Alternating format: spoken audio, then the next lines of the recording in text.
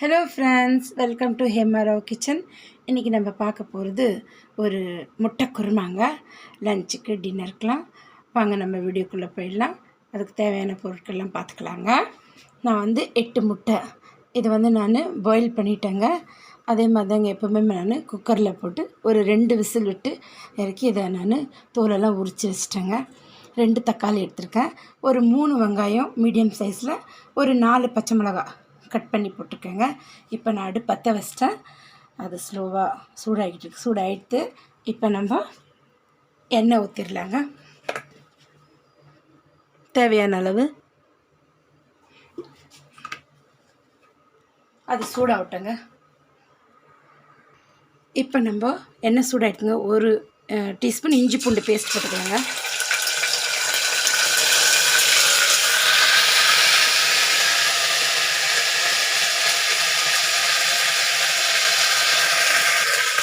இப்போ இந்த வெங்காயம் பச்சை மிளகாயும் அதிலே போட்டுருங்க. இஞ்சி பூண்டு பேஸ்ட் போட்டால் ஒரு டீஸ்பூன் இதை போட்டு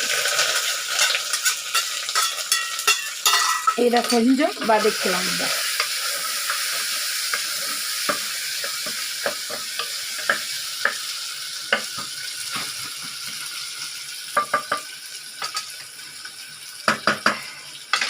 இதில் நம்ம ஒரு அரை டீஸ்பூன் உப்பு போட்டுக்கலாங்க.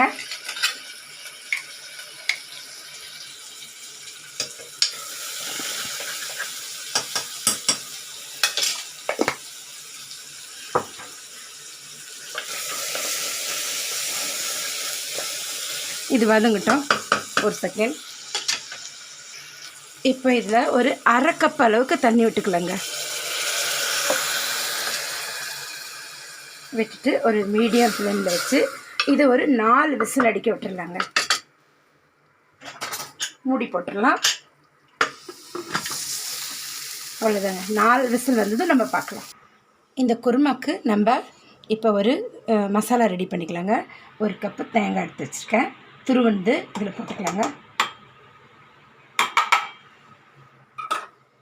ஒரு அரை டீஸ்பூன் சோம்புங்க.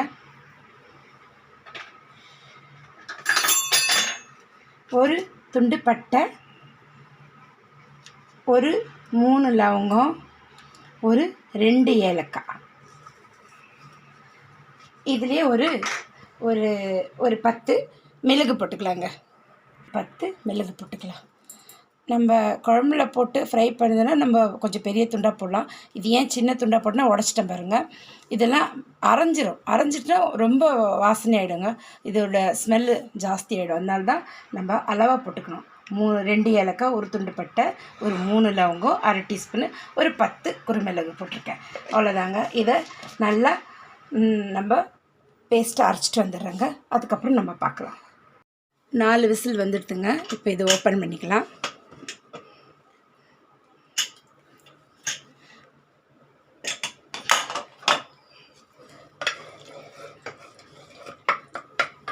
இப்போ இதை நம்ம ஸ்டவ் பற்ற வச்சுக்கலாம்.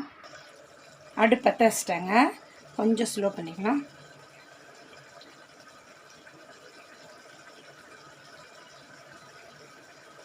ஸ்லோ பண்ணிட்டேன் பாருங்கள். இப்போ இது மேஷ் ஆகிடுங்க. இந்த வெங்காயம் பாருங்கள், அதுலேயே தண்ணி விட்டுருக்கு. இப்போ நம்ம இந்த ஸ்டேஜில் இதுக்கு வேண்டிய மசாலா போட்டுக்கலாங்க. 1 டீஸ்பூன் தனியா பொடி, அரை டீஸ்பூன் கரம் மசாலா, 1 டீஸ்பூன் மிளகாய் பொடி, அரை டீஸ்பூன் மஞ்சள் பொடிங்க போட்டு சேர்த்துடலாம்.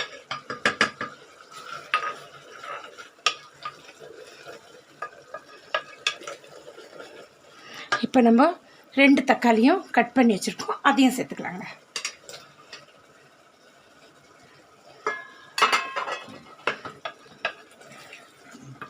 இப்போ தக்காளி நல்லா வதங்கி வரட்டுங்க, பார்க்கலாம்.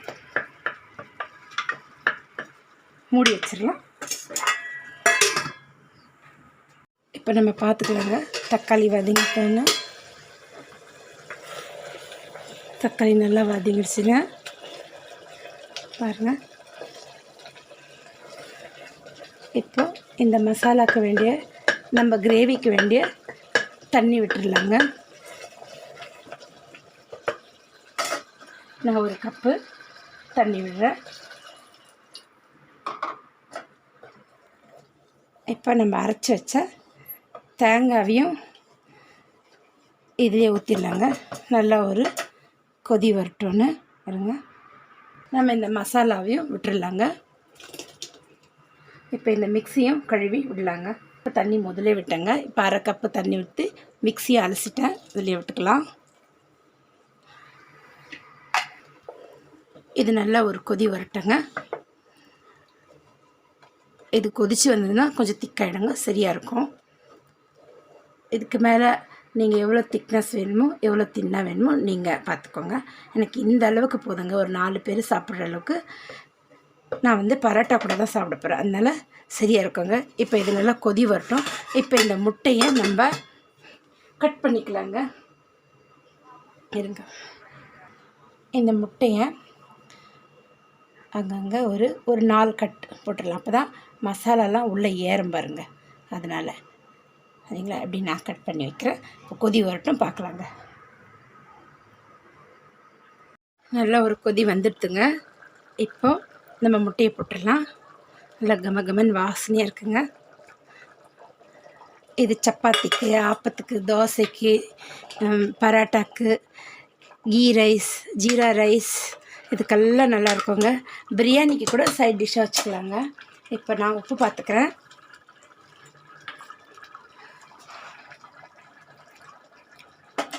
உப்பு கம்மியாக இருக்குது. உப்பு கொஞ்சம் சேர்த்துக்கலாங்க.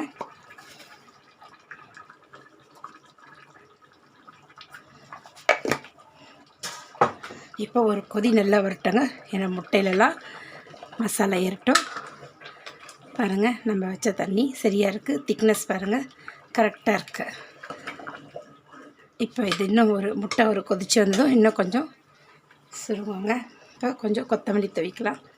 கருவேப்பிலை இருந்தால் இந்த டைமில் நீங்கள் பச்சை கருவேப்பிலை நிறைய போட்டுக்கோங்க. இப்போ இது ஒரு கொதி வரட்டுங்க. இறக்கிட்டு இதுக்கு ஒரு தாளிப்பு கொடுத்துடலாங்க. ஒரு 2 நிமிஷம் கொதிக்கிட்டோங்க.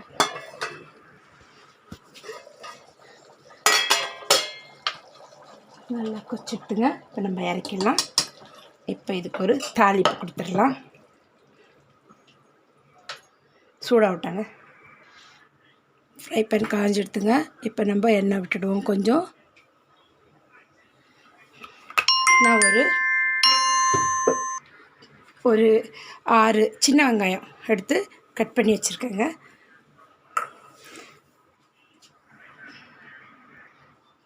ஒரு 1/4 டீஸ்பூன் சீரகம் போட்டுக்கலாங்க.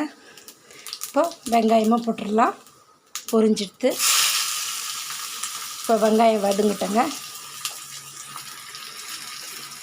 அவ்வளோதாங்க, நல்லா வதங்கிட்டு ஸ்டவ் ஆஃப் பண்ணிடலாம். இதை ஊற்றிடலாங்க. அவ்வளோதாங்க, ரெடி ஆகிட்டு இப்போ நான் உங்களுக்கு பிளேட்டிங் பண்ணி காட்டிடுறேங்க. சூப்பரான ஒரு முட்டை குருமா ரெடி ஆகிடுதுங்க. சரிங்களா, இது அதே மாதிரி தாங்க சப்பாத்திக்கெலாம் நல்லாயிருக்கும்னு நான் சொல்லியிருக்கேன். இதே மாதிரி நீங்கள் ஸ்கிப் பண்ணாமல் பாருங்கள். ஸ்கிப் பண்ணால் பார்த்து தான் புரியுங்க. சரிங்களா, நீங்கள் செஞ்சு பாருங்கள். சூப்பராக இருக்குது. கமகமன் வாசனையோடு இந்த குருமா. இப்போ பார்த்துட்டு எனக்கு கண்டிப்பாக கமெண்ட் பண்ணுங்கள், லைக் பண்ணுங்கள், ஷேர் பண்ணுங்கள், சப்ஸ்கிரைப் பண்ணுங்கள். மறக்காமல் பெல் பட்டன் அழுத்துங்க. அப்போ தாங்க நான் போடுற வீடியோ உடனுக்குடனே வந்து சேரும். மீண்டும் அடுத்த வீடியோவில் சந்திக்கலாம். தேங்க்யூ ஃபார் வாட்சிங்.